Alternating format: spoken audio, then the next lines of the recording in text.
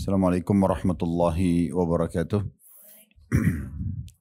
Alhamdulillah, tidak pernah lisan kita berhenti memuji dan memuji Allah subhanahu wa ta'ala atas segala nikmat yang dilimpahkan kepada kita, terutama nikmat Islam dan iman. Karena dengan Islam dan iman kita jadi mengenal siapa pencipta alam semesta ini, termasuk pencipta diri kita sendiri.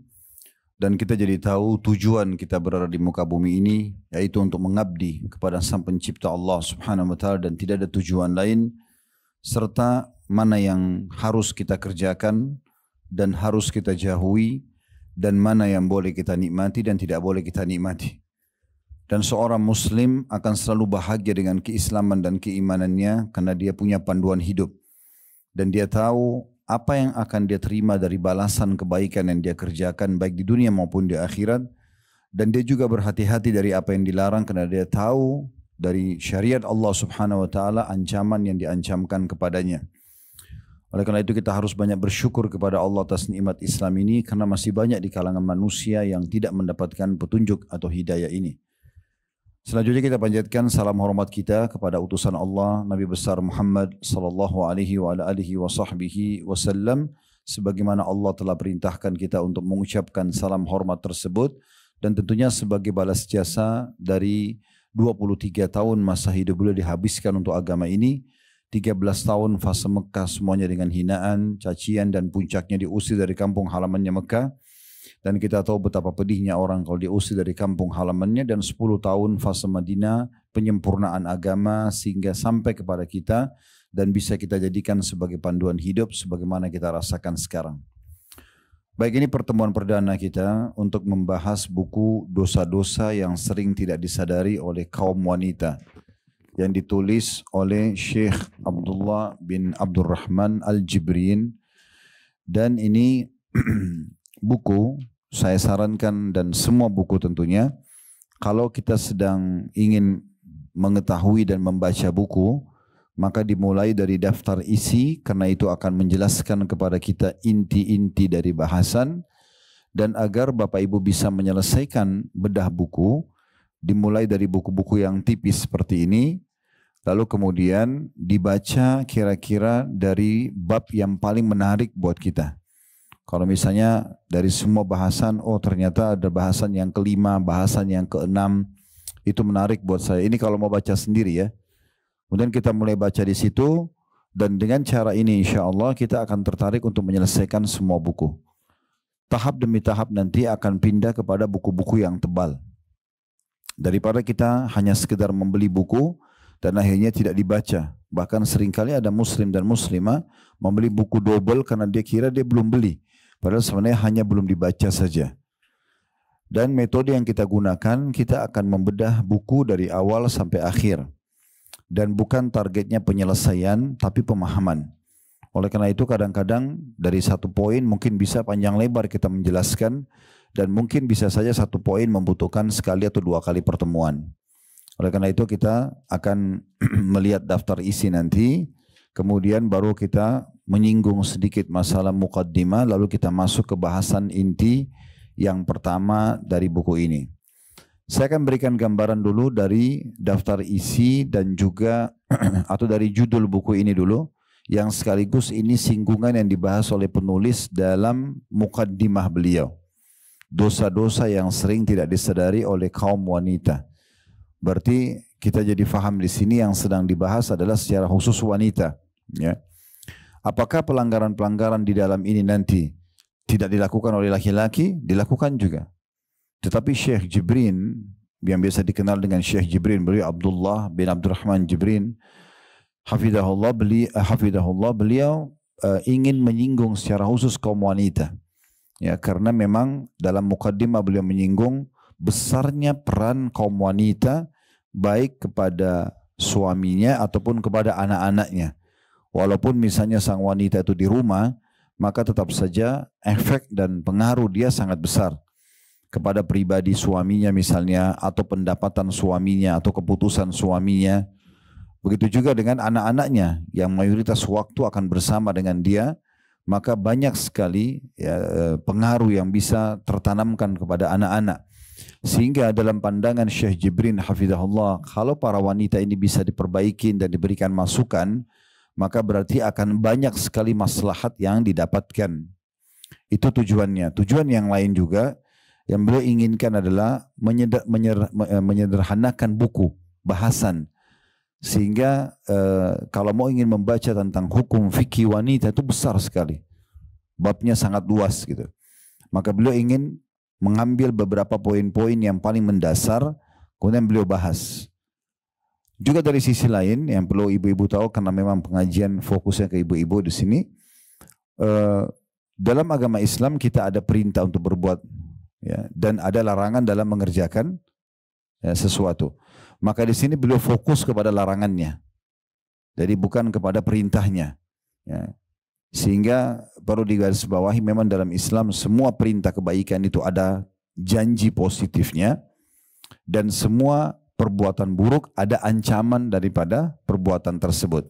Ya.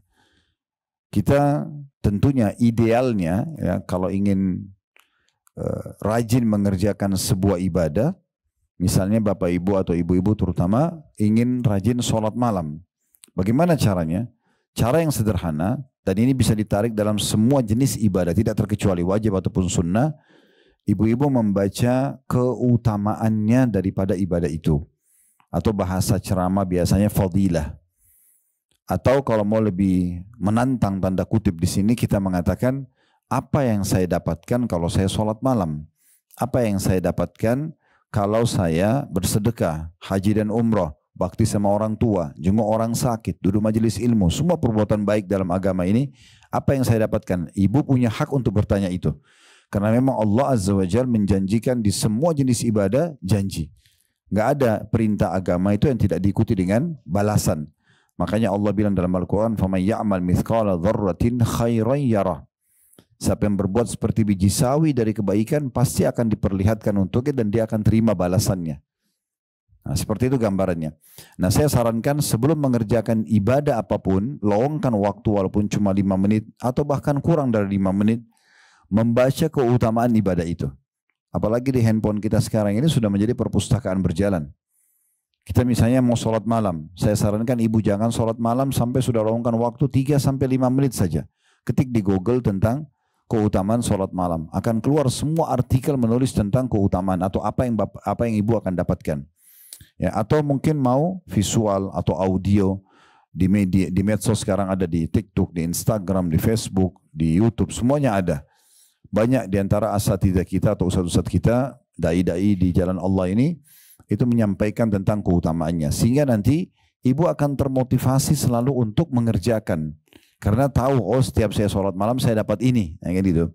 Dan akan membuat kita bisa konsisten, atau bahasa agama kita istiqomah sampai meninggal menjaganya. Nah sebaliknya, kalau ada perbuatan buruk, dan misal, mudah-mudahan di sini tidak ada, tapi kalau ada seseorang muslim atau muslimah, dia terbiasa dengan satu pelanggaran agama, misal dia sering bohong, atau dia masih melihat yang haram, atau mendengar yang haram, atau menjamah yang haram, apa saja, maka itu dia tinggal mencari tahu tentang ancaman. Ya, ancaman daripada dosa yang sedang dia lakukan. Sama tadi caranya, searching saja di Google tentang masalah bahaya dusta misalnya, atau bahaya menipu, bahaya gosip, bahaya fitnah, bahaya mencaci maki, misal bahaya mencuri, bahaya berzina, bahaya riba, bahaya durhaka sama orang tua, atau ancamannya. Kalau mau visual atau audio bisa ke media-media tadi sudah kami sebutkan yang sudah tidak asing buat kita di masa ini. TikTok, Facebook, Instagram, YouTube, misalnya kita cari, maka kita akan temukan banyak sekali. Nah nanti dari amal yang kita ingin kerjakan tadi, kalau kita tahu apa yang kita dapatkan, kita bisa konsisten menjaganya dan selalu mengejar keutamaannya. Dan dari dosa kita akan tinggalkan karena ada ancamannya. Nah sekarang Syekh Jibrin akan masuk kepada poin yang kedua, tentang hal-hal yang dilarang berikut ancamannya. Ya, sehingga kita tidak terjerumus dalam kesalahan tersebut, ataupun kalau kita terjerumus segera kita bertobat dan meninggalkannya. Karena semua perbuatan dosa ini, ibu sekalian, ada konsekuensi hukuman. Ya, tidak ada larangan yang tidak ada konsekuensi hukuman. Tentu kadar berat ringannya tergantung daripada perbuatan kita, gitu kan? Ada orang mungkin yang berbuat, ya, ringan dari dosa-dosa ringan, tapi tetap aja konsekuensi hukumnya ada. Ya. Makin berat dia melakukan pelanggaran, maka makin berat hukuman yang bisa datang. Nah, seperti itulah kurang lebih gambarannya. Ya. Baik, di dalam mukaddimah, itu tadi mukaddimah, beliau menyinggung masalah itu. Ya. Dan tujuannya agar bagaimana mensucikan jiwa-jiwa kita dari pelanggaran-pelanggaran agama ini, sehingga kita selalu berada di atas level keimanan yang baik, sibuk dengan amal soleh sampai yang merupakan tujuan kita diciptakan sampai ajal datang, dan akhirnya kita bahagia dunia, bahagia di akhirat. Jadi ibaratnya ibu-ibu perlu, ini contoh rasional supaya bisa mudah difahami, ibaratnya kita seperti kalau kerja di satu perusahaan, kita menjadi seorang staf yang berprestasi, selalu ikutin peraturan perusahaan, mengerjakan pekerjaan dengan baik dan maksimal, maka kita akan terima gaji dan bonusnya, kan gitu. Nah, seperti itu orang yang soleh dan soleha, dia patuh sama Allah, dia akan dapat segala macam fasilitas, ya. Begitu juga orang yang kalau jadi staf tapi dipelanggar, dia suka melanggar, ugal-ugalan, malas kerjain pekerjaan, telat, atau misalnya dia tidak tepat janji. Kemudian lebih parah lagi kalau dia melakukan kriminal, seperti misalnya manipulasi data, mencuri dan segala macam, maka itu akan tergantung kadar pelanggaran dia, maka akan ada hukuman. Minimal SP1, SP2 misalnya surat peringatan, ya. Kalau sudah SP3 peringatan terakhir, maka terakhirnya di PHK. Nah, seperti itulah. Ya, dia juga akan merusak nama baiknya, dia akan sulit diterima di perusahaan lain, akan kehilangan sumber pendapatan income dia dan seterusnya. Nah, itu kurang lebih gambarannya seperti itu. Nah, di daftar isi kita ada disebutkan di situ tentang masalah daftar isi dan mukaddimah, sudah kita bahas tadi. Kemudian ada kesalahan dalam berdoa. Ini bab pertama yang dibahas dalam buku ini. Dan dalam kesalahan dalam berdoa ini, itu ada banyak poin-poinnya. Ya, ada banyak poin-poinnya. Seingat saya mungkin kalau di buku ini, saya sempat lihat sepintas ada kurang lebih 9 poin. Ya, di bab pertamanya, kesalahan dalam doa. Di situ ada pergi ke dukun dan tukang peramal, kemudian berziarah kubur dan sengaja melakukan perjalanan jauh hanya untuk ziarah kubur, ada memulai ucapan salam kepada para wanita kafirah, kemudian ada jahil dan tidak tahu tentang urusan agama, ada meratapi dan berteriak, ya, dan meraung-raung pada saat meninggalnya seseorang, serta memukul-mukul wajah, bahasa agama kita niyaha. Itu yang kelima. Yang keenam ada pergi ke negeri-negeri kafir tanpa ada kepentingan dengan alasan, ya, yang tidak jelas secara syar'i. Kemudian yang ketujuh meminta dengan cara paksa agar suami, ya, menyiapkan segala macam fasilitas di saat suami tidak mampu. Di saat suami itu ada bahasan. Yang kedelapan mengejek dan menghina orang muslim atau muslimah. Yang kesembilan sebagian kaum wanita mendoakan diri mereka ditimpa keburukan ketika ada musibah. Nah, 9 poin ini itu dibahas di satu bab. Jadi di daftar isi itu kesalahan dalam berdoa terisi 9 bahasan. Jadi itu akan membutuhkan 9 pertemuan. Karena per satu poinnya kita akan bahas satu pertemuan. Ya. Begitu juga nanti di bab kedua, kesalahan yang berhubungan dengan rukun-rukun Islam. Ini juga ada poin-poinnya. Kemudian kesalahan berkenaan dengan pakaian dan berhias, ini juga ada poin-poinnya. Kesalahan berkenaan dengan rumah tangga dan hubungan suami istri, ada poin-poinnya. Kesalahan seputar pernikahan, ini juga akan ada poin-poin bahasannya. Kemudian bab selanjutnya kesalahan seputar etika keluar rumah, bepergian jauh atau safar dan campur baur dengan laki-laki. Dan yang terakhir kesalahan-kesalahan umum. Kalau kita lihat di situ sampai kurang lebih halaman 50. Dari halaman 1 sampai halaman 50 bahasan kita. Berarti buku ini jangan dilihat tipisnya, tetapi bahasan sangat padat. Dan saya sudah bilang tadi metode kita, insya Allah ke depannya kalau pengajian berlanjut terus, semoga Allah sehatkan dan mudahkan kita, dipanjangkan umurnya di atas ketaatan insya Allah. Maka kita akan membedah satu persatu, perlahan-lahan, karena tujuannya pemahaman dan bukan penyelesaian buku. Seperti itu kurang lebih. Baik, kita insya Allah akan mulai dengan bab pertama, masalah kesalahan dalam berdoa. Di sini dirincikan oleh Syekh Jibrin hafizahullah 9 poin tadi yang sudah sempat kita singgung. Yang pertama sekali, pergi ke tukang sihir, dukun dan tukang ramal. Pertanyaan sederhana dulu kita mulai, apa hubungannya antara bab Korelasinya apa antara kesalahan dalam doa dengan pergi ke dukun? Korelasinya ibu-ibu sekalian, karena dalam Islam kita kembali dulu ke tujuan asal dan awal serta pondasi kita diciptakan. Allah sebutkan dalam surah Az-Zariyat, surah nomor 51 ayat 56 ya.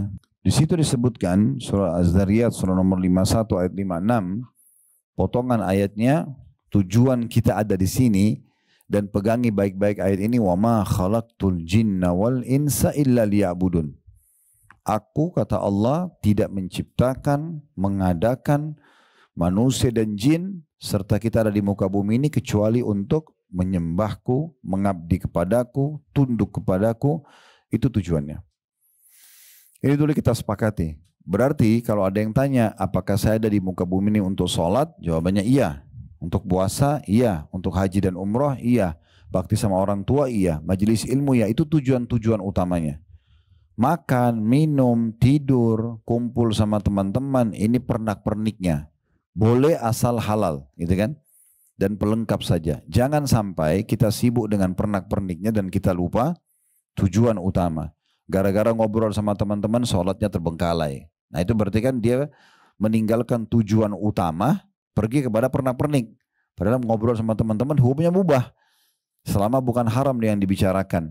Tetapi tidak boleh sampai terbengkalai tujuan utama kita diciptakan. Kan gitu. Nah itu poin dulu. Nah salah satu bagian daripada ibadah dan patuh serta mengabdi kepada Allah adalah doa. Ya, bahkan kata Nabi SAW, ad-du'a huwal ibadah. Doa itu adalah intinya ibadah. Kapan seseorang itu sudah terdorong dan termotivasi selalu mau berdoa kepada Tuhannya, berarti dia sudah punya pondasi dasar dalam ibadah. Doa itu kalau bahasa langsungnya adalah curhat ya kepada Allah. Komunikasi dengan Allah. Manja kepada Allah. Nah itu yang dimaksud dengan doa. Dan seorang penyair Arab mengatakan dalam susunan syairnya yang menarik, tapi saya terjemahkan ke bahasa Indonesia, janganlah kamu minta kepada manusia yang kalau kau minta kepadanya dia akan marah. Tapi mintalah kepada zat, maksudnya Allah, yang kalau kamu tidak minta, dia justru marah. Kalau kita minta sama manusia, sekali kita minta dikasih, 2 kali dikasih, 10 kali dikasih. Tapi setelah itu mungkin dia marah. Kenapa orang ini minta terus, kan gitu. Tapi kalau Allah sebaliknya, kalau ibu tidak minta sama Allah, Allah justru marah. Makin sering kita minta, makin tamak tanda kutip kepada rahmat Allah, makin besar pahalanya. Makanya dalam sebuah hadis riwayat Tirmidzi, kata Nabi SAW, man lam yad'ullaha yaghdab alaih. Siapa yang tidak minta sama Allah, tidak berdoa, justru Allah marah padanya. Justru Allah marah. Dan berdoa ini, ibu-ibu sekalian, dalam bab doa, berdoa agar nikmat Allah dipertahankan, itu jauh lebih besar pahalanya dibandingkan ujian sedang datang dan minta solusinya. Saya ulangi ya. Berdoa di saat nikmat lagi ada agar nikmat itu dipertahankan, itu jauh lebih afdal, lebih besar pahalanya. Misalnya ibu lagi sehat, ibu bilang, ya Allah pertahankan kesehatanku. Itu lebih afdal, lebih besar pahalanya dibandingkan ujian datang lalu minta solusi. Lagi sakit minta disembuhin. Jadi kalau kita kasih contoh, mana lebih afdal orang berdoa? Minta agar kesehatan dipertahankan atau pada saat sakit minta sembuh? Maka yang pertama, minta kesehatan dipertahankan. Ibu lagi Allah bukain rezeki, minta agar diberikan keberkahan di rezeki itu, Allah berkahi, Allah tambah, Allah luaskan supaya tidak bangkrut, supaya tidak hilang. Itu lebih afdal dibandingkan nanti kalau sudah terlilit utang baru minta solusinya, walaupun dua-duanya boleh. Apa maknanya penyampaian saya ini? Berarti tidak ada alasan untuk tidak berdoa. Karena banyak orang, ibu-ibu sekalian, mereka mau berdoa sama Allah sampai nangis-nangis, sampai ngerengek-ngerengek sama Allah di saat nanti ada musibah. Dia sakit nih. Yang pertama targetnya adalah dokter. Dokter pertama, dokter kedua. Nanti kalau dokter 30 dokter mentok nggak bisa sembuh, baru sholat tahajud. Nah, gitu. Harusnya tahajud dulu, baru kemudian ke dokter. Gitu. Minta dulu sama Allah. Kenapa kita ibu-ibu sekalian disuruh berdoa dulu sebelum aktivitas? Coba perhatikan ya. Berdoa sebelum makan, berdoa sebelum tidur, ya, berdoa sebelum masuk kamar mandi, berdoa sebelum keluar rumah, supaya kita minta dulu sama Allah, baru kemudian ya kita beraktivitas. Sehingga Allah subhanahu wa ta'ala terlibat dalam aktivitas kita itu. Bahkan ulama mengatakan ada sebuah hadis Nabi SAW yang mulia, mohonlah atau berdoalah kalian kepada Tuhan kalian, kata Nabi SAW ya, segala sesuatunya sampai tali sendal kalian yang putus. Manja sama Allah. Umar bin Khattab radhiyallahu anhu pernah jalan, sendalnya putus talinya. Beliau angkat tangan ke langit disaksikan orang-orang. Alhamdulillah wassalatu wassalamu ala rasulullah, sambil angkat tangan, ya Allah sendalku putus gantikanlah. Jadi saking mereka fahamnya makna doa itu. Mereka betul-betul menjadikan doa sebagai pondasi komunikasi mereka dengan Allah subhanahu wa ta'ala. Kalau kita sedang nikmat, yang ciptakan kita Allah, yang ciptakan nikmat itu Allah, yang bisa pertahankan hanya Allah. Kalau kita sedang ada ujian, yang ciptakan kita Allah, yang ciptakan ujian itu Allah, yang bisa memberikan solusi hanya Allah. Ibu harus belajar untuk membedakan mana konsultasi, mana curhat. Konsultasi boleh sama manusia dan hanya pada ahlinya. Ada permasalahan sama suami misalnya. Suami ucapin kalimat talak dalam kondisi emosi. Mau tanya hukumnya, datang ke seorang ustadz atau ustadzah, suami saya. Ini konsultasi ya. Maaf saya mau tanya, suami saya ucapin tolak dalam kondisi emosi, jatuh nggak? Itu namanya konsultasi. Curhat itu, ustadz maaf ya, saya mau cerita dulu. Dicerita panjang lebar. Minggu lalu saya tidak ada apa-apa, dan 1 minggu ditarik cerita panjang lebar, sampai terakhir cuma mau nanya apa jatuh tolak atau tidak suaminya. Ini curhat namanya. Nggak tepat curhat sama manusia. Curhat itu hanya kepada Allah. Itulah inti doa. Ya. Ibu ada masalah, wudu, sholat taubat 2 rakaat di sejadah ibu langsung berdoa sama Allah. Sampaikan semua apapun sama Allah. Tuangkan semua sama Allah SWT. Itu namanya curhat. Itu hanya boleh kepada Allah. Jadi jangan sama manusia. Kalau kita curhat sama manusia, anggap di depan kita ini orang yang mencintai kita. Misalnya orang tua kita. Kita ada orang tua yang tidak cinta sama anaknya. Sebenarnya kalau kita sedang curhat pada orang tua kita sedang membebani mereka. Mereka jadi kepikiran, gitu kan? Permasalahan rumah tangga kita, permasalahan kerjaan, kita bebani mereka. Dan itu berbahaya kalau sampai mereka kepikiran, kalau sampai mereka sakit karena itu, kita bisa masuk dalam bab durhaka, khawatirnya, gitu kan? Sementara kita disuruh bahagiakan orang tua, bukan suruh bebankan mereka, kan begitu? Kalau yang kita komunikasi atau curhat depan mata kita ini, seseorang yang kita tidak tahu dia, atau musuh kita, maka dia punya poin celah yang bisa menyerang kita nanti. Lalu untuk apa curhat sama manusia? Makanya Sufyan ats-Tsauri rahimahullah, seorang ulama tabi'in, beliau kalau punya masalah apa saja, maka beliau langsung wudu, sujud. Kebetulan beliau karena tinggal di Mekah, sujud depan Ka'bah, tidak angkat kepalanya sampai semua sudah dituangkan. Ucapannya, ungkapan hati, semua ada di pikirannya, air mata semua netes untuk Tuhannya, selesai. Maka masalahnya selesai. Masalahnya akan selesai. Saya berikan gambaran dalam masalah ini. Kita masih di judul dulu ya, supaya jelas di sini. Karena dari judul ini ada 9 bahasan poin ke depan. Ya. Ada satu orang dulu di kalangan salafus saleh. Tentu kisah seperti ini banyak, ribuan. Ya. Saya rasa salah satunya.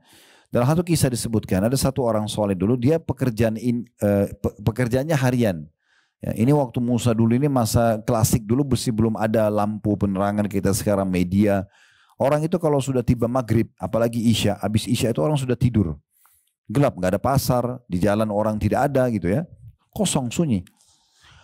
Dia kerja dan pendapatan harian kalau dia ada dapat, dia beli makanan bawa pulang buat istri sama anaknya. Kisahnya satu hari dia pergi ke pasar, dia kerja tapi rupanya tidak, dia tawarkan jasa hari itu mau bekerja tapi tidak ada yang, dia tidak dapat lah pekerjaan.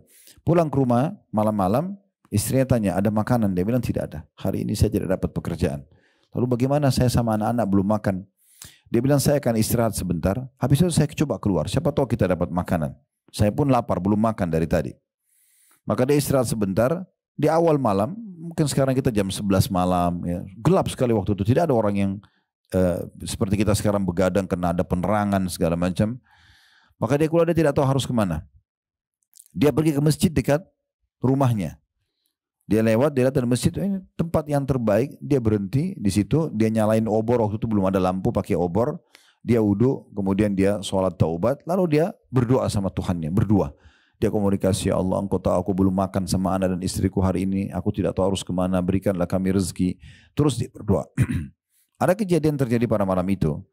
Raja yang berkuasa di wilayah itu tidur dan mimpi buruk. Dia mimpi kematian, dia mimpi neraka. Bukan dia masuk neraka tapi dia mimpi. Dia takut, tiba-tiba dia bangun, dia takut jangan sampai ajalnya datang kemudian dia ya belum diampuni dosa-dosanya. Dalam kondisi dia takut, dia berkata antara dia sama Tuhannya, ya Allah, berikanlah aku petunjuk. Aku ingin menebus dosa-dosaku kalaupun ada dengan bersedekah dari hartaku ini. Dia ambil beberapa kantong isinya dinar emas. Ya kalau kita sekarang emas-emas batangan kecil ya, dibawa sama dia 2 kantong, kemudian dia naik kudanya. Lalu dia mengatakan, ya Allah, tolong pandulah kudaku ini menuju ke orang yang paling tepat untuk aku bantu malam ini sebagai bentuk penebusan dosa-dosaku dan aku sedekah di jalanmu. Subhanallah, kudanya berhenti di masjid yang ada orang miskin tadi itu. Di situ kisahnya, dia turun, dia juga tidak tahu kenapa kudanya berhenti di situ. Dia turun, dia bilang, saya tidak tahu kuda ini kenapa berhenti di situ. Kemudian saya turun, saya masuk ke dalam masjid dan saya dengar ada orang sedang berkeluh kesah sama Allah, minta makanan karena belum makan. Ya. Ini terjadi seperti itu, kuasa Allah SWT. Setelah orang itu miskin berdoa, maka si raja ini mengatakan, saya sudah dengarkan tadi doa kamu. Saya pun malam ini ingin sekali bersedekah. Dan saya minta kepada Allah agar dipandu kepada orang yang paling tepat. Saya tidak tahu kenapa kuda saya terarahkan ke masjid ini dan saya temui Anda. Saya anggap Anda ini orang paling layak. Ambillah sedekah saya ini supaya saya dapat pahala dan juga bisa memenuhi kebutuhan Anda. Dan satu hal lagi, saya raja yang berkuasa di sini. Setiap saat ya bisa datang ke istana saya, ya tinggal sebutkan nama saya, maka saya akan izinkan masuk dan boleh sampaikan hajat apa saja. Karena yang pertemukan kita ini Allah. Maka yang kita ambil pelajaran, perjawaban dari orang miskin yang soleh ini. Apa yang dia bilang? Kalau seandainya saya punya hajat lagi, saya tidak akan datang kepada Anda.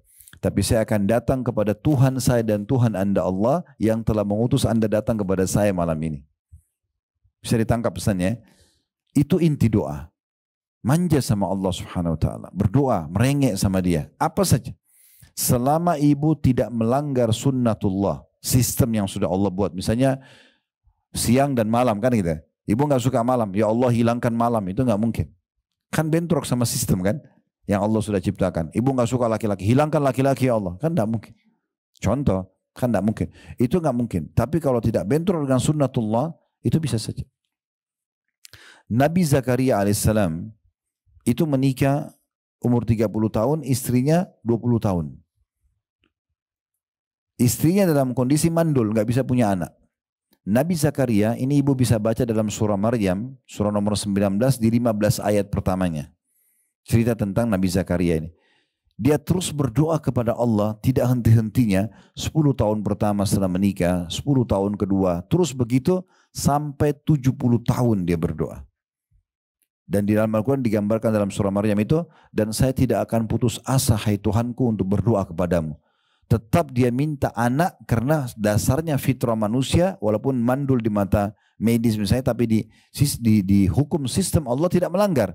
Karena asalnya kita diciptakan untuk populasi kan gitu. Maka dia minta terus sama Allah dan minta dari istrinya yang mandul. Subhanallah, Allah jadikan tanda-tanda kebesaran Allah di saat umur Nabi Zakaria 100 tahun, istrinya 90 tahun yang mandul, istrinya hamil dan melahirkan anak namanya Yahya. Yahya pun alaihissalam diangkat menjadi nabi. Dan Allah katakan dalam Al-Quran untuk dijadikan sebagai tanda-tanda kebesaran Allah di muka bumi. Nah, itu kekuatan doa. Kalau yang sudah biasa ikutin di YouTube kami, di channel kami Khalid Basalamah Official, bisa cek kembali di playlistnya ya. Kalau diklik logo Khalid Basalamah itu, nanti ada beranda, ada video pendek, ada podcast, ada playlist. Kalau diklik playlist nanti dicari potongan ceramah tentang dahsyatnya doa. Panjang lebar saya jelaskan masalah doa ini dan contoh-contohnya di antara kisah Nabi Zakaria tadi. Kemudian ada kisah Nabi Ayub yang diuji sama Allah dengan penyakit 20 tahun tapi bersabar dan terus berdoa sama Allah. Ya. Kisah bagaimana Nabi Musa AS selamat dari kejaran Fir'aun. Kisah Nabi Ibrahim AS. Kisah Nabi Muhammad SAW yang banyak sekali dengan doa-doa beliau yang mulia. Dan sekian banyak. Nah itu yang dimaksud dengan doa. Nah korelasi antara, tentu doa-doa ini juga punya syarat-syarat ya. Agar bisa diterima. Yang pertama tentunya syaratnya ikhlas karena Allah Subhanahu Wa Taala. Kalau ibu ikhlas karena Allah, kalau mau pahami ikhlas berarti tidak ada indikasi dunianya. nggak ingin dipuji, bukan karena ingin pamer, ya. Kalau tidak ada itu berarti ibu ikhlas, ya. Dan semua ibadah harus ikhlas. Karena kata Nabi SAW dalam hadis Abu Daud, Inna Allah la yaqbalu amalan illa makana khalisan liwajhi. Allah tidak akan terima amalan kecuali yang ikhlas karenanya. Ya. Jadi ikhlas dulu. Kemudian yang kedua, ya, itu mengikuti contoh dari Nabi SAW. Contoh-contoh berdoa Nabi. Ya, seperti misalnya waktu-waktu mustajab, antara azan dan iqamah, sepertiga malam, di saat hujan turun, itu kan semua waktu mustajab, ya. Antara azan iqamah kata Nabi SAW, doa tidak ditolak atau jarang ditolak antara azan dan iqamah, ya. Kemudian juga kata Nabi SAW, kalau tertinggal sepertiga malam, Allah turun ke langit bumi lalu bertanya kepada para malaikat, adakah yang berdoa saya, adakah yang punya hajat saya penuhi, adakah yang minta tolong saya tolong, adakah yang memohon ampun saya maafkan. Pada saat hujan turun, Nabi SAW berdoa dan mengatakan sesungguhnya, ya, ini waktu mustajab karena rahmat Allah sedang turun dari langit. Orang kalau lagi puasa, ya, karena kata Nabi SAW dalam hadis yang sahih juga, termasuk orang yang tidak ditolak doanya adalah orang yang sedang puasa, ya. Musafir juga begitu, dalam hadis juga disebutkan, ya, doa orang tua buat anak, ya. Kalau kita masih punya orang tua, minta supaya didoakan, gitu. Dan kita juga kalau di posisi sebagai ibu, misalnya sudah jadi status ibu, maka hati-hati dengan lisan dalam mengucapkan hal-hal yang buruk. Misalnya anak ibu aktif, ibu mengatakan kau nakal sekali. Nah ini bahaya, bisa jadi doa. Jangan diucapkan kata-kata yang baik saja, ya. Itu termasuk contoh-contoh dari Nabi SAW, karena beliau mengatakan jangan pernah kalian ucapkan kata-kata buruk buat diri kalian, keluarga kalian, dan harta kalian, karena bisa saja malaikat lewat mengaminkan dan terjadilah. Nah boleh misalnya ibu lagi lihat diri di cermin, kok saya jelek sekali ya, itu kata-kata buruk nggak boleh. Atau sedikit ada masalah sama suami, saya nyesal nikah sama kamu, jadi penyesalan benar. Jadi lebih baik ucapkan kata-kata yang baik semua. Ya Allah berikan hidayah, ya Allah mudahkan, ya Allah sembuhkan, selalu yang baik-baik saja. Itu diantara contoh terhadap atau tata cara atau apa yang disampaikan oleh Nabi SAW. Boleh mengangkat tangan, boleh tidak. Ya, Nabi SAW pernah contohkan angkat tangan, juga pernah tidak mengangkat tangan sambil berdoa. Kemudian selanjutnya yang ketiga itu adalah memuji-muji Allah, memulai dengan puji-pujian. Sama yang keempat, membaca salawat kepada Nabi SAW. Ya. Jadi puji-pujian kepada Allah yang ketiga, yang keempat membaca salawat kepada Nabi SAW. Nah, ini dua-duanya digabung dalam satu riwayat. Pernah ada seorang sahabat masuk ke masjid, kemudian langsung tiba-tiba dia angkat tangan, dia mengatakan Allahumma gfirli, ya Allah maafkanlah aku. Dia tidak memuji Allah, tidak baca salawat. Maka kata Nabi SAW, ista'jala hadha. Orang ini tergesa-gesa sekali. Harusnya dia memuji Allah dulu, membaca salawat kepadaku, kemudian baru dia sampaikan hajatnya. Ya. Dan Umar bin Khattab mengatakan, ya, dalam salah satu statement beliau, doa yang tidak diikuti dengan salawat maka tidak akan diterima oleh Allah, ya. Atau seperti itulah kurang lebih statementnya. Jadi memang kita harus membaca itu. Minimal ibu bilang alhamdulillah wassalatu wassalamu ala rasulillah, itu minimal. Atau kalau tidak hafal bahasa Indonesia, ya Allah segala puji bagimu, puji-puji Allah gitu. Tuhan alam semesta, ya Allah, engkau lah zat yang telah menghidupkan aku, ya, memberikan aku kesempatan untuk sholat malam ini, atau untuk mengangkat tangan ini, atau mengucapkan kata-kata doa ini. Puji semuanya dengan puji-pujian. Makin sering ibu puji, maka makin Allah bukain pintu puji-pujian itu. Ya, orang kalau tidak pernah puji Allah, maka dia sulit untuk menyusun kata-kata. Tapi kalau dia sudah terbiasa, maka akan Allah bukakan pintu keberkahan dalam puji-pujian tersebut. Lalu, dan juga aku mengucapkan salam hormat kepada Nabi Muhammad SAW sebagaimana aku perintahkan aku mengucapkannya, gitu ya. Baru kemudian masuk ke doa. Ya Allah, sembuhkanlah aku dari penyakit ini, lunasilah utangku, mudahkanlah urusanku, berikanlah hidayah suamiku, berikanlah petunjuk anakku, atau berikanlah keturunan kalau belum punya. Apa saja sampaikan kepada Allah Subhanahu wa Ta'ala. Itu yang keempat.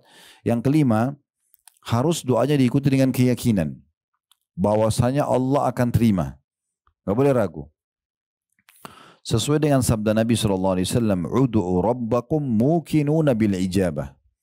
Berdoalah kalian kepada Tuhan kalian dengan penuh keyakinan akan diijabah, akan diterima. Ya. Fa inna Allah la yaqbalu du'a min qalbin ghafil. Karena Allah tidak akan terima doa dari hati yang lalai. Tidak boleh ibu ragu. Saya berdoa, sembuh nggak ya? Dilunasi utang saya nggak ya? Nah, gitu-gitu itu nggak boleh. Ya. Harus betul-betul yakin kalau kita diterima. Itu baru salah satu syarat diterimanya doa itu yakin. Karena Nabi SAW bilang Allah tidak akan terima berdoa kepada Tuhan kalian dalam kondisi kalian yakin diterima, karena Allah tidak terima doa dari hati yang lalai. Kalau hanya seperti orang kumur-kumur saja, rutinitas saja, itu enggak bermakna doanya. Ya. Jadi seperti ibu betul-betul lagi komunikasi dengan Allah secara langsung. Itu kekuatan doa di situ. Ya. Itu yang kelima. Yang keenam, tidak tergesa-gesa. Tidak tergesa-gesa ini maksudnya dalam mengucapkan tutur kata doa, susunan doa itu, dan juga tidak tergesa-gesa meminta jawabannya kepada Allah. Ya, misalnya ibu tadi sudah memuji Allah, alhamdulillah, wassalatu wassalamu ala rasulillah, lalu ibu mulai menyampaikan hajat-hajatnya semua, masing-masing mungkin punya hajat. Setelah selesai semuanya disampaikan dengan pelan, dengan santun, dengan tutur kata yang bagus, ya, tidak tergesa-gesa, ditutup juga dengan salawat kepada Nabi SAW misalnya, ya. Kemudian dia menunggu, ya, tidak tergesa-gesa. Dia terus ulangin doa itu sampai dia melihat hasilnya. Jangan putus asa.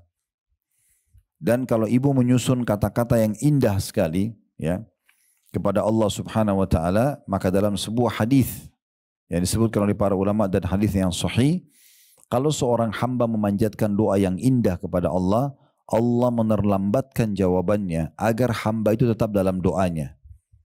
Coba bayangkan Bu ya, kalau ibu lagi sakit ibu bilang, ya Allah sembuhin saya, tiba-tiba sembuh. Kira-kira ibu masih berdoa? Allah terlambatkan 2 hari, 3 hari, 1 bulan, supaya ibu tetap dalam doa itu. Dan andai saja ibu lihat pahalanya itu pada hari kiamat, ibu berharap dari mulai lahir sampai mati berdoa terus, karena besarnya pahala yang didapatkan. Makanya Ibnu Qayyim rahimahullah mengatakan doa itu tidak ada ruginya diucapkan, karena dia dasarnya ibadah. Kita lihat jawabannya langsung atau belum, tetap dia nilai pahala. Tetap dia bernilai pahala di sini. Nah ini kita harus fahami baik-baik, ya. Jadi tidak tergesa-gesa. Kata Nabi SAW, yustajabu li ahadikum malam ya'jal.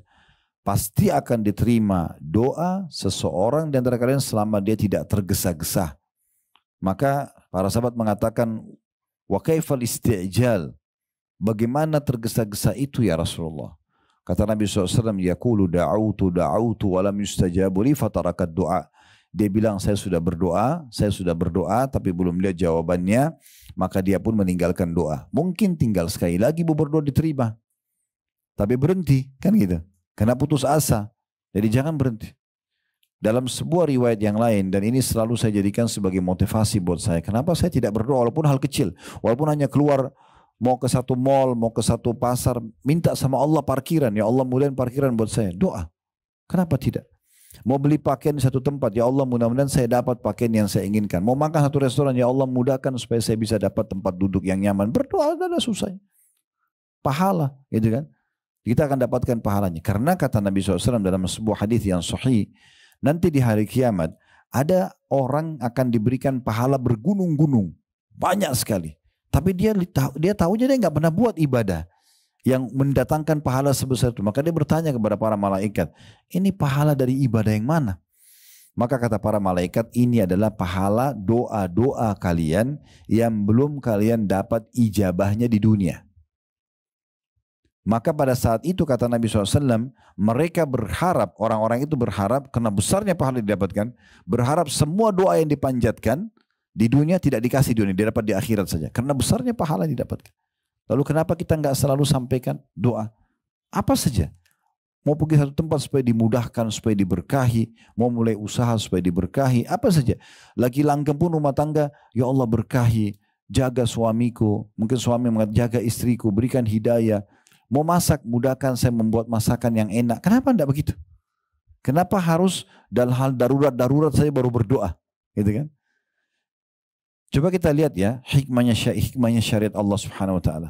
Kenapa kita ibu-ibu sekalian tidak baca bismillah sekali saja seumur hidup kalau mau makan?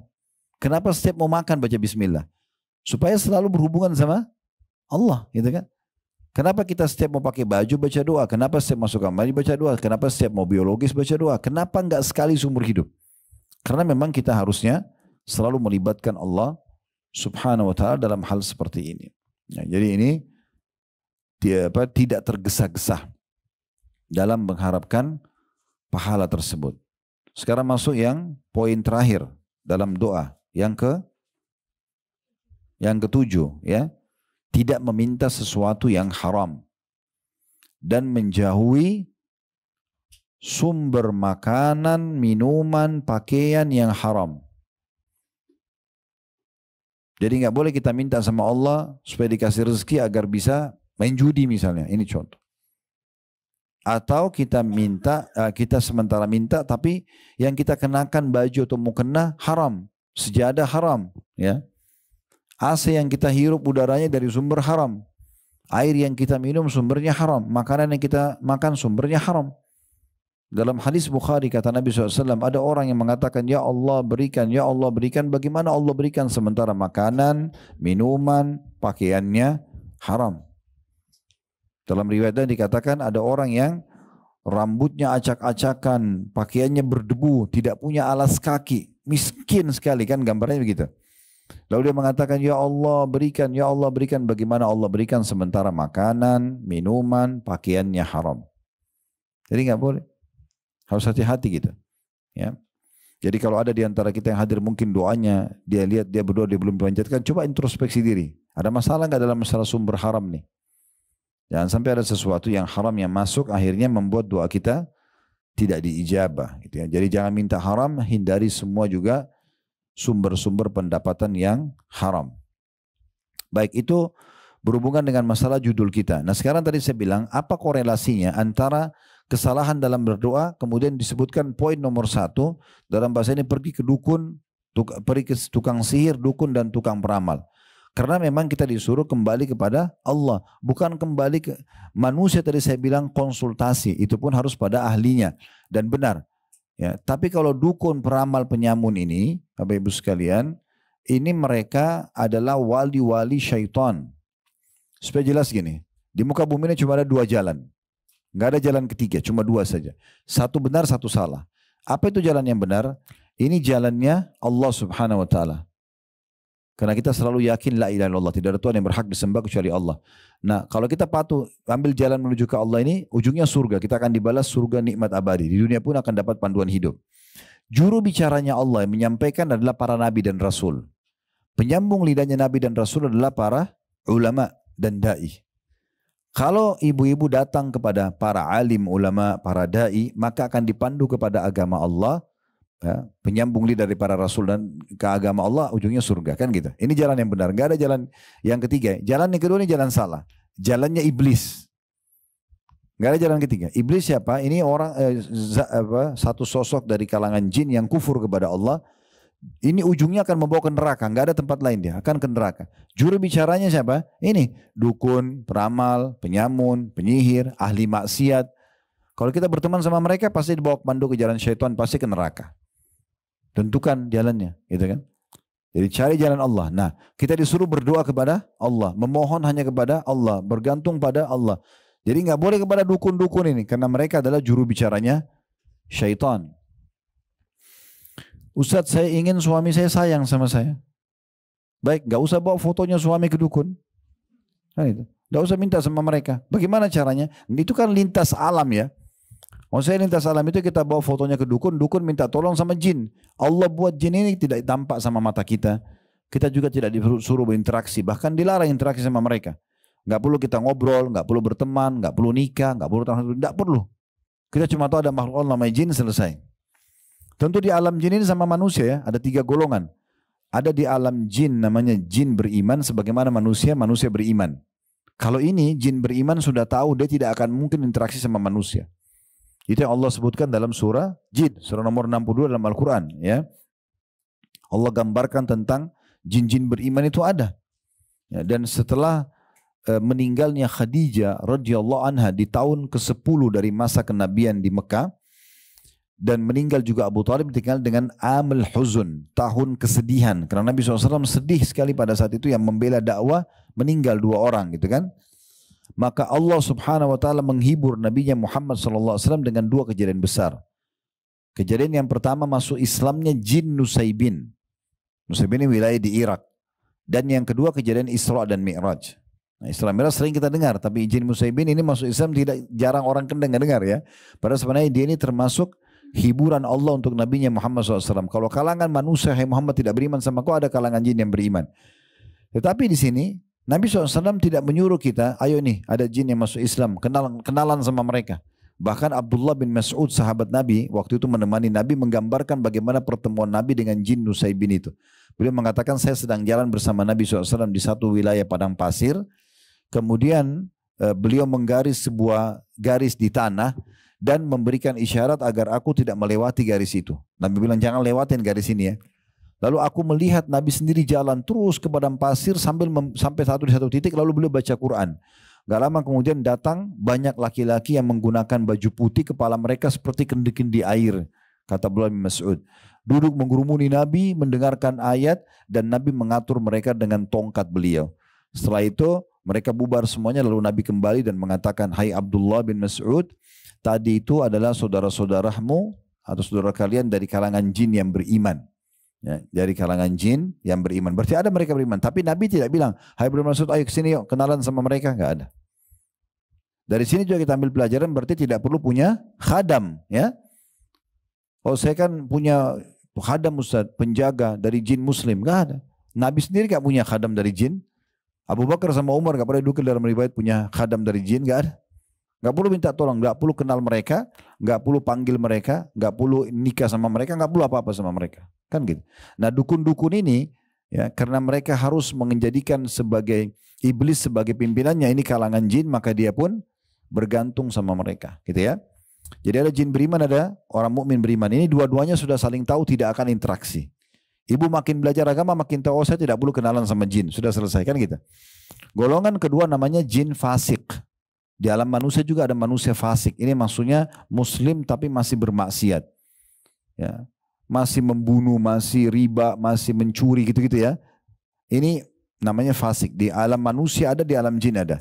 Yang ketiga ada kafir. Jin kafir sama manusia kafir. Ini sama kafir-kafir ya. Nah di alam jin Bu, yang fasik sama kafir disatukan namanya syaitan. Semua syaitan pasti jin, tidak semua jin itu syaitan. Faham gak ini? Ngangung-nganggungnya gak tahu faham atau enggak. Allahu a'lam. Saya ulangi, semua syaitan pasti jin, tapi tidak semua jin syaitan, karena ada kalangan jin yang beriman. Ya, di alam jin ini ada dakwah, ada jihad, ada seperti kita di manusia. Tapi kita nggak perlu tahu itu.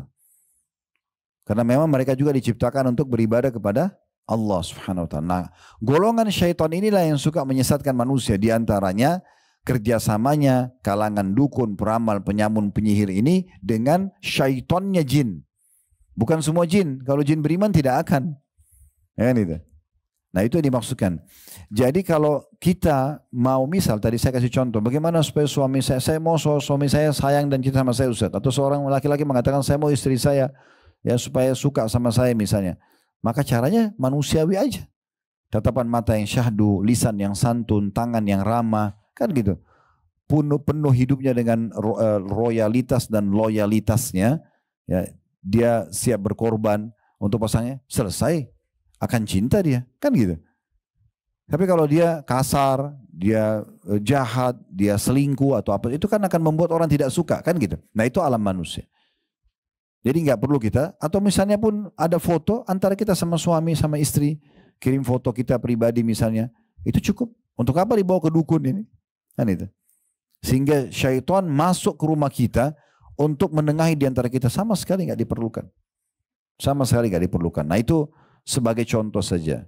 Cukup banyak cabang-cabang atau masalah-masalah yang dikerjakan oleh para orang-orang perusak ini. Ya, dulu di Indonesia nama mereka dukun. Penampilannya rambutnya gondrong, gelap mukanya, pakai tongkat, kepalanya tengkorak, menakutkan gitu kan. Kalau sekarang sudah banyak ganteng-ganteng sama cantik-cantik itu dukunnya. Ya, sudah tidak ke situ lagi alamnya mereka. Dulu dukun-dukun ini di beberapa perkampungan kita, saya pernah baca sendiri berita itu. Sampai karena mereka ada melakukan pelecehan seksual, mereka ada menipu masyarakat, akhirnya kebongkar kedoknya, sampai ada yang dibakar. Pernah dengar gak? Ada yang dibunuh, ada yang dibakar itu ya. Nah mereka ganti nama. Dan ganti nama gak nanggung-nanggung ini, ganti namanya kepada orang pintar. Nah, paranormal, di atas orang normal. Ini luar biasa. Makanya jangan pakai istilah itu istilah mereka itu salah. Saya kemarin Ustadz ke orang pintar. Siapa? Orang pintar itu profesor, alim ulama itu orang. Dukun jangan dibilang orang pintar.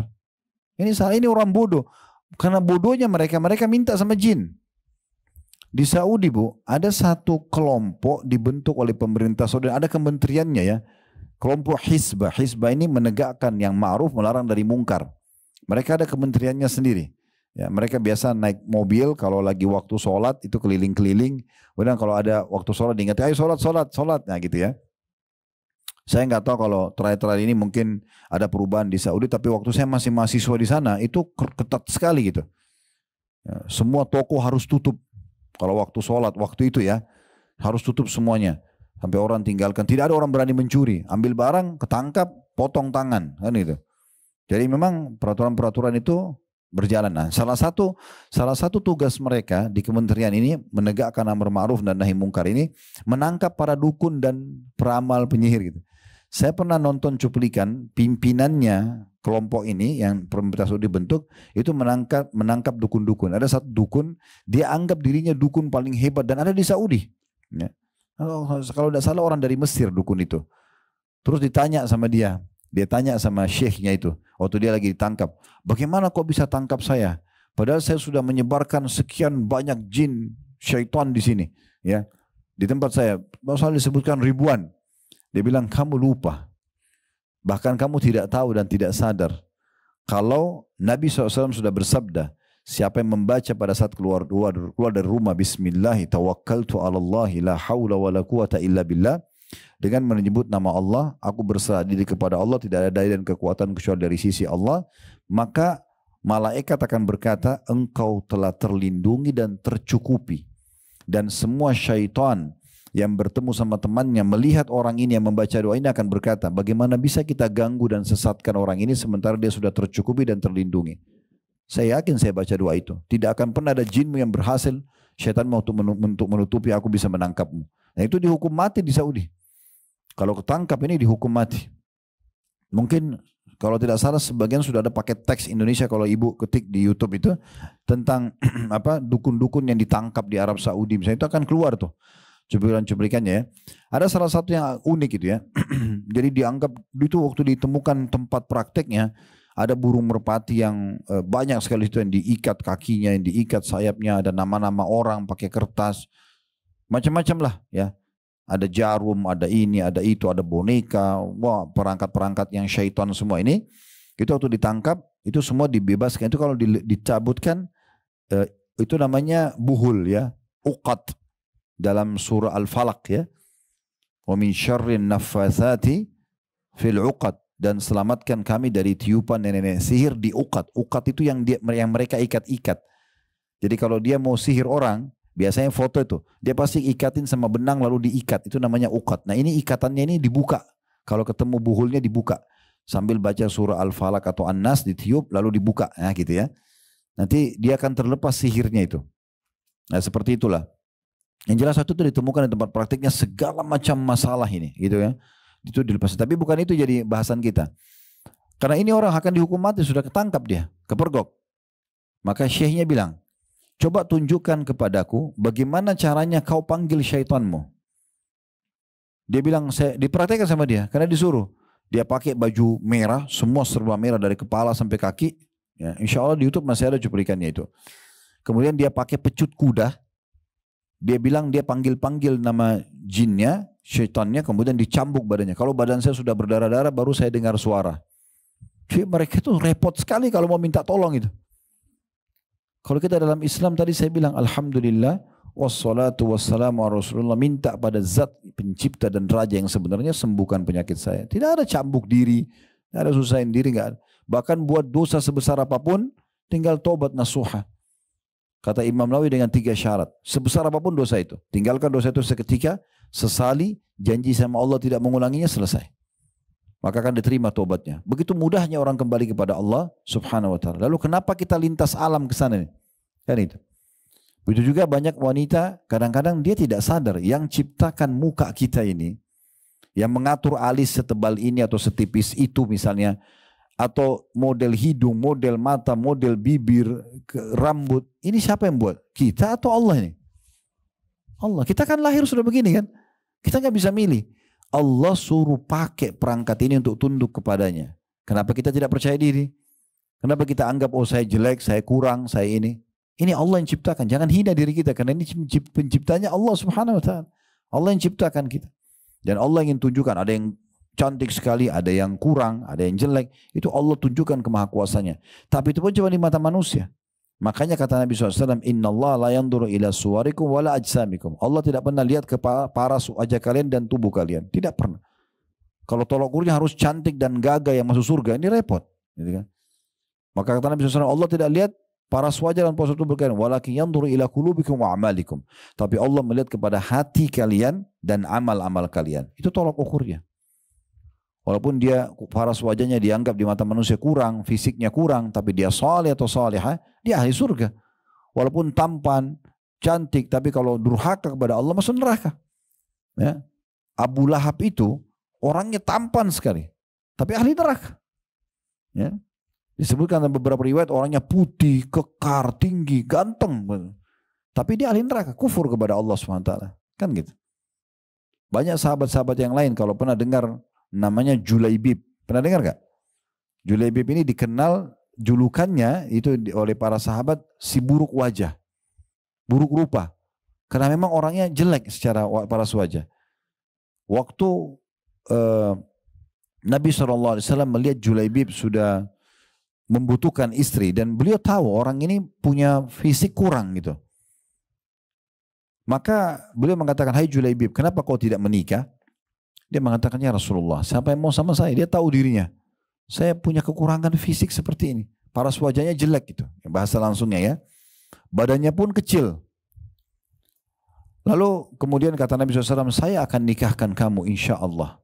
Maka Nabi langsung ajak Julaibib datang ke rumah satu orang Ansar. Terkenal di situ punya anak perempuan yang cantik dan soleha. Lalu kata Nabi SAW setelah salam, disambut meriah sama pemilik rumah. Lalu Nabi mengatakan, sesungguhnya saya punya hajat pada kalian. Bahasa ini bahasa santun kalau mau melamar. Kalau orang Arab datang atau zaman dulu tuh orang kalau datang, saya punya hajat pada kalian, berarti seakan-akan saya ini mau menikah atau akan membawa berita tentang pernikahan. Maka mereka gembira sekali karena mereka pikir Nabi akan lamar anak perempuannya. Mereka mengatakan, selamat datang ya Rasulullah. Kata Nabi SAW, bukan buat saya tapi buat Julaibib. Ada Julaibib di situ. Akhirnya si suami istri ini bilang, oh kalau Julaibib kami tanya dulu anaknya. Gitu kan. Kebetulan anak perempuannya lagi ada di dalam kamar dan mendengar itu. Maka kata anak perempuan ini karena kesolehannya, dia mengatakan, wahai ayah dan ibu, apakah anda berdua berani menolak lamaran Nabi SAW? Nikahkan saya sama siapapun yang Nabi bawa. Maka diterima lalu menikahlah. Ya. Kalau tidak salah perempuan ini sempat mengatakan, semoga Allah jadikan kebahagiaanku di situ. Dan betul firman Allah. Baru menikah beberapa waktu, Julaibib ikut di perang Uhud, terbunuh mati syahid. Ya. Dan di sekitar Julaibib itu ada 6 atau 7 orang Quraisy yang terbunuh. Maka Nabi SAW menggendong jenazahnya sambil mengatakan, ya Allah ridholah padanya karena dia bagian dariku, aku bagian darinya. Kalau suami mati syahid berarti istrinya masuk surga juga karena dia kan dapat syafaat. Kan gitu. Dapat syafaat. Tetapi di sini teman-teman yang kita ingin sampaikan adalah tidak usah menghina-hina diri kita atau bahkan karena ingin terlihat cantik pakai susuk. Ya. Pergi ke orang pintar. Taruh mutiara lah, taruh apalah segala macam. Enggak penting. Allah yang ciptakan kita. Allah akan datangkan orang yang suka dengan mukanya ibu itu. Selesai. Enggak usah khawatir. Semua sudah dicatatkan oleh Allah SWT. Allah ciptakan kita memang berpasang-pasangan. Kemudian memang Allah memang menciptakan kita. Dalam Al-Quran dikatakan yazra'ukum fi. Untuk membuat, mengadakan populasi manusia. Jadi memang dasarnya mayoritas orang itu menikah. Yang tidak menikah itu mungkin sangat sedikit. Mayoritas orang akan melahirkan dan sangat sedikit yang mandul. Itu sebagai ujian saja. Karena memang dasarnya kita diciptakan untuk itu. Jadi gak usah pakai susuk. Selanjutnya contoh masalah dagang. Perniagaan, Allah berkahi perniagaan selama 3 hal berkumpul pada perniagaan tersebut. Modal halal, produk halal, sistem halal, clear, selesai. Mau lebih sempurna, ikutkan dengan sedekah, berbagi dari hasil income pendapatan kita, maka akan lebih menambah keberkahan. Dalam hadis Bukhari, kata Nabi SAW, ada terjadi di masa sebelum kita dulu, kata Nabi SAW, ada orang yang lagi di kebunnya, dia lagi menunggu hujan. Musim panas peceklik, panas sekali. Lalu lewat awan di atas kebun dia, terdengar suara dari awan itu, tuangkanlah hujan di kebunnya fulan. Maka dia dengar suara itu. Dan fulan bin fulan yang disebutkan nama di awan itu adalah orang yang dekat situ kebunnya. Maka orang yang mendengar ini ikuti awan tersebut. Dan ternyata awan itu betul. Turun di situ. Orang lain tidak dapat hujan, orang itu dapat hujan. Maka dia penasaran, dia datang temuin pemilik kebun lalu dia katakan, amalan apa yang kau kerjakan di kebun ini? Maksudnya seakan-akan dia mau mengatakan kami semua tunggu hujan tidak dapat, kamu sendiri dapat hujan dan awan datang khusus di kebunmu nih. Lalu dia mengatakan apa? Kata Nabi SAW, orang pemilik kebun mengatakan, saya membagi pendapatan kebun saya ini menjadi 3. Hasilnya ya, keuntungannya, labahnya. Jadi bukan modalnya. Saya membagi menjadi 3. Yang pertama, saya sedekahkan sepertiganya. Yang kedua, sepertiganya saya gunakan untuk kebutuhan keluarga saya. Yang ketiga, sepertiganya lagi saya kembalikan untuk tambahan modal. Jadi ada yang dia sedekahkan, dia keluarkan ya dari hasilnya. Maka itu akan menambahkan keberkahan, gitu ya. Berarti kita tinggal minta sama Allah, kita tinggal berusaha di alam manusia. Tidak usah pergi ke dukun, ya, peramal, penyamun, penyihir ini. Begitu juga pada saat sakit, Allah berikan kita ilmu. Ada namanya pengobatan nabawi, tibun nabawi, ada juga pengobatan medis kan gitu. Pengobatan nabawi seperti misalnya Nabi SAW mengatakan kesembuhan dipastikan ada pada madu, disebutkan. Kemudian bekam, dalam riwayat lain kai itu menggunakan besi panas yang dikaitin di tubuh. Biasanya orang kalau stroke ya. Tapi Nabi SAW mengatakan jadikan kai sebagai pengobatan terakhir kalian. Cuma madu jadikan penyebutan nomor 1. Ada pernah sahabat, kakaknya sakit perut. Lalu datang kepada Nabi SAW mengatakan, ya Rasulullah, kakak saya sakit perutnya. Kata Nabi SAW, kasih madu. Minumin madu. Orang ini pulang, berikan madu tapi dia buru-buru. Habis minum madu, wah kok tidak sembuh. Langsung kembali ke Nabi, ya Rasulullah belum sembuh. Apa kata Nabi SAW? Allah pasti benar dan perut kakakmu yang bohong. Sabar, konsumsi aja dulu. Gak mungkin salah penyampaian, gitu kan? Tentu kita tidak bicara ini kalau kualitas madunya nggak bagus ya. Karena pernah saya kebetulan kakak ipar saya di Surabaya punya supermarket begitu dan dia jual madu dan banyak produk yang lain. Tapi dia pernah bahasakan, dia pernah mendatangi salah satu penjual madu yang dijual murah-murah harganya. Ternyata di peternakan lebahnya itu memang dia bukan membiarkan lebah itu alami mencari sari bunga ya, tapi dia taruh karung yang di atasnya ditaruh gula pasir lalu disiramin air. Jadi aroma gulanya keluar, lebahnya datang ke situ. Nah itu yang membuat akhirnya madunya ini berpengaruh pada orang diabetes dan segala macam. Nah, carilah madu yang berkualitas gitu kan. Tentu harga juga berbicara kan gitu. Jadi kita cari yang benar, yang bagus. Maka itu pasti akan benar. Begitu juga dengan jintan hitam atau habbatus sauda. Ya. Walaupun sekarang di Timur Tengah yang dikenal habbatus sauda, semua negara biasanya ada. Di Indonesia pun ada jintan hitam ya. Tapi yang dikenal kalau Timur Tengah itu yang dari Ethiopia, hitam pekat. Itu dikonsumsi beberapa butir. Nabi SAW sudah bilang, habbatus sauda, dawa'un likuli da'il lasam. Biji hitam atau jintan itu adalah obat untuk semua penyakit kecuali kematian. Dan Nabi bilang, masa sih? Nggak boleh. Nabi sudah bilang. Harus kita yakini itu benar. Ya, dan habbatus sauda, kalau ini saran saya saja. Saya bukan menyinggung tentang masalah teman-teman penjual herbal, bukan ya. Tidak sama sekali. Tapi kalau konsumsi habbatus sauda, jangan banyak-banyak. Ya. Karena kadang-kadang kalau yang di kapsul itu kan kita tidak tahu kadar berapa butir di dalam ya. Saya pernah kedatangan di toko kami, ada satu herbalis, itu sudah tua umur beliau, mungkin 80 tahun. Udah putih semua rambutnya, udah tua. Beliau masuk beliau mengatakan, Ustaz jual habbatus sauda. Saya bilang iya. Ustaz bagaimana konsumsinya? Saya bilang saya konsumsi biasa, saya konsumsi 1 sendok makan gitu kan. Tergantung. Dan memang biasanya menyebabkan kalau terlalu banyak asam lambung. Yang biasa sendawa terus ada kayak aroma habbatus sauda ya. Pernah rasain nggak? Nah itu ternyata karena porsinya terlalu banyak. Jadi dia bilang, Ustadz kalau konsumsi jangan lebih dari 7 butir. Dihitung butir kan dia kecil-kecil tuh. Jadi kalau ambil konsumsi madu 1 sendok, taruh 7 butir aja. Atau di susu, atau di kopi, atau di teh, atau ibu-ibu buat sayuran, nasi, buat masak nasi. Itu bagus kalau pakai habatus sauda. Karena memang Nabi bilang obat untuk semua penyakit kan gitu. Ada air zam-zam kan gitu. Minum zam-zam. Kata Nabi SAW, zam-zam liman syuribala. Zam-zam sesuai dengan niat orang meminumnya. Dalam hadis lain kata Nabi SAW, zam-zam itu makanan, minuman dan sekaligus makanan mengenyangkan.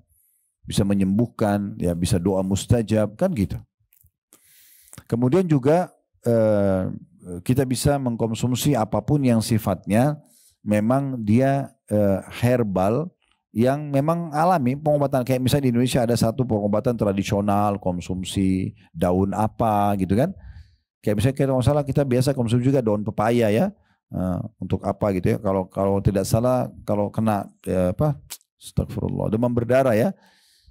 Di beberapa wilayah kita tuh minum itu oke saja karena kan halal dasarnya ya. Itu pengobatan yang herbal ya ataupun yang pengobatan nabawi. Kemudian juga ada pengobatan medis. Nah, ini semua dibolehkan silakan. Jadi nggak perlu pergi ke dukun-dukun ini untuk berobat gitu ya, untuk melariskan dagangan, untuk memudahkan jodoh, untuk memberikan keturunan. Semua ini hukumnya haram ya, tidak dibolehkan. Jadi ikhtiar secara manusiawi dan terutama untuk berdoa sama Allah lalu ikhtiar secara di alam kita manusia. Nah, di sini ditulis oleh penulis, saya mulai bacakan sekarang apa yang ditulis oleh penulis ini. Pergi poin pertama yang melanggar kesalahan dalam berdoa yang harusnya kepada Allah lalu dia minta memohon kepada dukun, tukang sihir, dukun dan tukang ramal. Dikatakan untuk menyembuhkan suatu penyakit atau serangan ain. Pernah dengar ain ya? Mata panas ya. Itu orang kalau biasa hatinya iri itu berpengaruh pada matanya.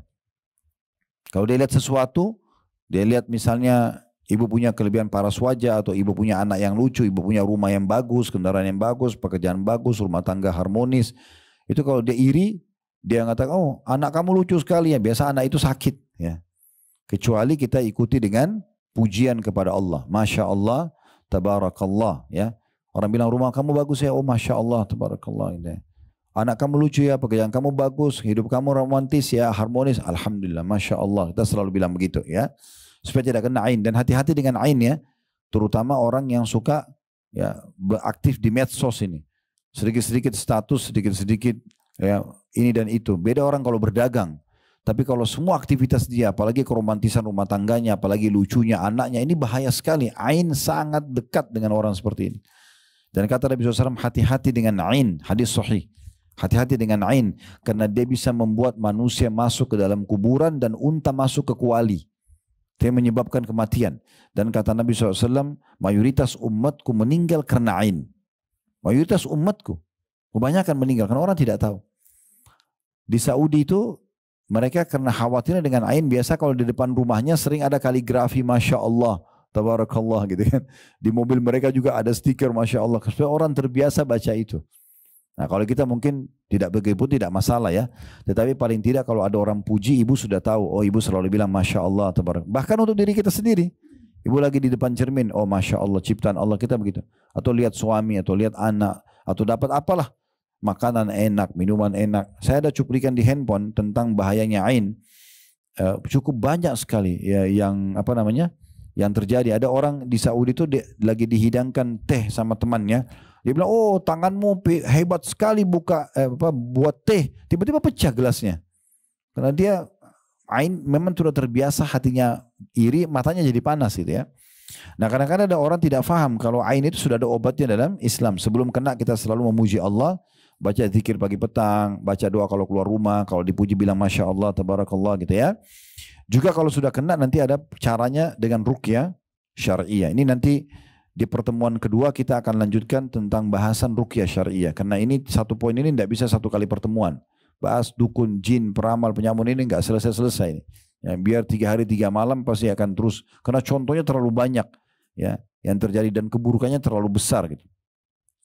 Saya ulangi kata penulis di poin pertama. Pergi ke tukang sihir, dukun atau tukang peramal yang untuk menyembuhkan suatu penyakit atau serangan ain atau melepaskan pengaruh sihir ya. Misalnya ada orang disihir lalu dia ke dukun juga supaya dilepaskan oleh sihir ini, oleh sihir ini nggak boleh. Pengobatan sihir dengan sihir nggak boleh, ya. Atau mencari pekerjaan. Kalau kita tambahkan mungkin dengan menebak masa depan, garis tangan, jodoh, ini semua nggak ada dalam Islam. Ya, meramal-ramal ya, termasuk nggak boleh percaya dengan ramalan bintang. Ya, ini kan tradisi kita dari kecil. Kamu bintangnya apa? Sagittarius, saya Taurus, ini Gemini, itu nggak usah. Semua itu dewa-dewanya orang-orang di Yunani dulu, masa dulu. Akhirnya di situ apa isinya? Kan tebak kan jodohnya, warna kesukaannya, nasibnya. Jadi itu pelan-pelan hapusin udah, nggak usah ada. Ya, nggak ada semua itu. Dalam Islam itu tidak ada. Rasulullah SAW telah memperingatkan dengan keras agar tidak mendatangi mereka. Sebagaimana sabda beliau di dalam hadis yang diriwayatkan oleh penyusun Sunan 4. Itu ada di halaman 3 ya, dalam kurung. Sunan 4 maksudnya Sunan Nabi Dawud, Tirmidzi, Ibnu Majah dan An-Nasai. Ini dikenal dengan 4 pemilik sunan. Man ata'arrafan fasa'alahu an syai'in lam tuqbal lahu salatun arba'ina yauman. Barang siapa mendatangi seorang peramal lalu bertanya kepadanya tentang suatu hal, maka tidak akan diterima suatu salat pun baginya selama 40 hari. Ya, ini maksudnya 40 hari yang sudah berlalu ya. Jadi ibu sudah salat 40 hari, salat subuh, duhur, asar, maghrib, isya. Ya. Berikut salat sunnahnya semua. Hari ke-50 ibu ke dukun. Cuma bilang coba tebak tangan saya. Mungkin temannya ibu yang pergi, ibu ikut-ikutan. Saya nggak percaya kok, tapi cuma tanya. Nggak percaya cuma tanya ini sudah cukup 40 hari hilang. Ini luar biasa nih, 40 hari sholat bukan main-main. Satu sholat aja hilang kita sudah rugi, apalagi 40 hari kali 5 kali sholat sehari. Belum sholat sunnahnya. Gitu kan. Kalau sampai mempercayai mereka, percaya ya, tadi kan belum percaya cuma nanya-nanya, coba-coba. Kalau sudah percaya apa yang dia sampaikan, supaya suaminya sayang, cinta, supaya usahanya lari, supaya cantik dan segala macam, percaya ini bisa kufur. Itu disebutkan di halaman 4, dalil kedua diangkat oleh penulis, bahkan mempercayai mereka merupakan suatu kekafiran. Sebagaimana Rasulullah SAW bersabda, man ata kahinan fasaddaqahu bima yakul, faqad kafara bima unzila ala Muhammadin sallallahu alaihi wasallam. Barang siapa yang mendatangi seorang peramal, lalu dia membenarkan apa yang dikatakannya, maka dia telah kafir terhadap apa yang diturunkan kepada Muhammad sallallahu alaihi wasallam. Dia telah kufur. Kalau dia percaya, dia harus taubatnya, memperbaharui syahadatnya. Dia memperbaharui syahadatnya, jadi nggak boleh main-main ini. Oleh karena itu nggak boleh coba-coba kenal mereka. Nggak usah coba-coba datang. Nggak usah coba-coba lihat cuplikannya, nggak perlu. Dan luar biasa di Indonesia ini ada dukun-dukun itu berpenampilan seperti ustadz. Ya. Karena kita mayoritas muslim, mereka juga pakai pakaian-pakaian yang seakan-akan dia itu orang-orang agamis. Padahal sebenarnya arahnya juga ke dukun. Ya, gitu. Tahu hal yang gaib. Ya. Tidak ada, Nabi SAW pun tidak tahu yang gaib. Sahabat tidak tahu yang gaib. Nabi itu kalau ditanya tentang sebuah hukum, ibu-ibu sekalian, kalau beliau tidak tahu, beliau diam. Tunggu wahyu datang baru beliau sampaikan. Beliau kadang-kadang bilang, siapa yang bertanya tadi? Oh si fulan. Baru Nabi sampaikan kepada beliau. Ada orang banyak mengaku tahu yang gaib. Tahu nasibnya orang, tahu masa depannya. Ibu kalau ke dukun, ya, naudzubillah, mudah-mudahan tidak ya. Itu dia sudah meletakkan banyak syaitan-syaitan di sekitar tempat prakteknya. Nanti syaitan-syaitan itu akan koordinasi sama korin kita. Pernah dengar korin ya? Manusia itu semua ada pendamping dari malaikat yang selalu mengingatkan kebaikan, ada pendamping dari syaitan yang mengajak pada keburukan. Ya, itu ada korin. Nanti dia akan koordinasi sama korin. Ini orang masalahnya apa? Misalnya ada masalah rumah tangganya. Nanti si syaitan ini akan melapor sama dukunnya. Begitu ketemu dukunnya bilang, oh kamu ada masalah rumah tanggamu ya. Kamu ada masalah gini-gini. Laporan dari jinnya, syaitannya yang kerjasama sama korin. Ya, itu ada itu. Oleh karena itu tidak perlu mereka sama sekali. Kalau ada yang pernah ke sana, mohon ampun segera kepada Allah. Lebih aman syahadat kembali. Ya, kalau sampai mempercayai, karena kalau mempercayai kan bisa kufur ya. Sehingga kita bersih dan murni dari itu semuanya. Insya Allah hati kita akan lebih tenang tanpa dukun-dukun ini. Rumah kita akan lebih ceria. Usaha kita akan lebih sukses tanpa semua itu. Tanpa semua itu. Insya Allah akan berjalan dengan baik. Nah ini jadi gambaran tentang masalah doa tadi. Panjang lebar juga dengan masalah larangan untuk korelasinya dengan masalah bahasan dukun ini. Dan biasanya dukun-dukun ini punya banyak ciri-ciri. Ya, nanti akan insya Allah panjang lebar kita bahas pada pertemuan akan datang. Berikut juga dengan tata cara pengobatan syar'i berhubungan dengan masalah ruqyah syariah ya, dengan masalah dukun nanti kita akan ajarkan tata caranya. Kalau ada beberapa buku rujukan nanti akan saya bawa untuk ibu-ibu bisa konsumsi di rumah ya. Jadi mungkin rumahnya pun bisa diterapi ruqyah, kita bisa terapi ruqyah, suami, anak, semua bisa kita terapi ruqyah. Dan nanti akan saya closing di pertemuan akan datang insya Allah kalau Allah masih mudahkan semuanya. Tentang ruqyah itu dilakukan di seluruh rumah dan rutin walaupun lagi tidak ada masalah. Kayak misalnya ibu lagi masak, nggak ada salahnya lagi masak nasi kan ada airnya, itu diruqyah airnya, ya itu bagus. Pakaian kita lagi cuci, itu kita terapkan ruqyah syariah, ya bisa nanti akan kita ajarkan tata caranya insya Allah pertemuan akan datang. Tapi kesimpulannya sekarang adalah kalau dan ini insya Allah sudah saya bahas panjang lebar. Kalau mau nonton cuplikannya 3 jam waktu itu saya tablik akbar di salah satu kota di Amerika. Waktu itu diundang sama orang kita di sana, kita bahas ruqyah syariah. Saya bedah buku Syekh Al-Idan, itu hampir 200 lembar tentang masalah ruqyah syariah dan tata cara dan prakteknya. Itu hampir 3 jam cuplikannya. Ada 3 jam kalau ibu ketik di YouTube kami, di playlist kami ruqyah syariah ada yang durasi 3 jam itu panjang lebar bisa dilihat. Jenis-jenis sihir, sifat-sifat dukun, ini pun akan saya singgung pertemuan akan datang insya Allah. Kalau yang buru-buru ingin tahu bisa tahu di situ nanti insya Allah lebih lanjut ya. Baik, ini bahasan kita insya Allah dan kedepannya sebagaimana saya bilang tadi kita masih berlanjut di poin 1 dulu untuk menyelesaikan dengan tambahan-tambahan informasinya. Baik, itu saja, mudah-mudahan bermanfaat. Kalau ada benar dari Allah, kalau salah dari saya mohon dimaafkan. Subhanakallahumma bihamdika asyhadu an la ilaha illa anta astaghfiruka wa atubu ilaik. Wassalamualaikum warahmatullahi wabarakatuh.